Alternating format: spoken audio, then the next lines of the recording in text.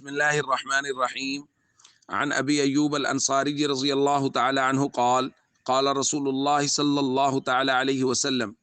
من صام رمضان ثم اتبعه ستا من شوال كان كصيام الدهر رواہ مسلم۔ نبی کریم صلی اللہ علیہ وسلم نے ارشاد فرمایا، جس شخص نے رمضان المبارک کے روزے رکھے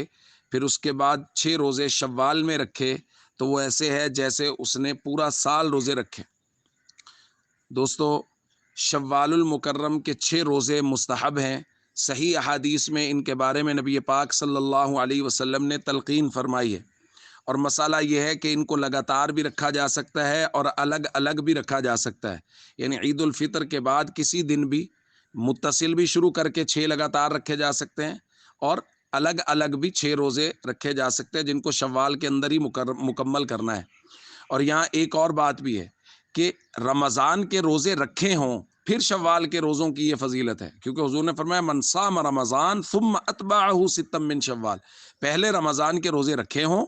پھر شوال کے روزے رکھے تو اس کو یہ فضیلت حاصل ہوگی۔ ایسا نہ ہو کہ رمضان کے روزے تو بغیر اس کے عذر کے ترک کر دے اور کہے کہ جی اب شوال کے 6 روزے رکھوں گا تو پورے سال کے روزوں کا ثواب مل جائے گا، اس طرح قطعاً نہیں ہے۔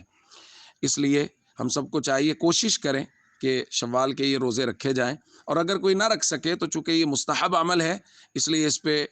نکیر نہیں ہو سکتی کہ اس فلاں آدمی نہیں رکھ رہا، اتنا آسان ہے روزہ رکھنا، 30 رکھ لیے 6 سے کیا ہوتا ہے، یعنی کسی آدمی پر اس طرح کر کے زبردستی نہیں کی جا سکتی۔ باقی شوق کے ساتھ، محبت کے ساتھ اس عمل کو ضرور کرنا چاہیے۔ السلام علیکم ورحمۃ اللہ وبرکاتہ۔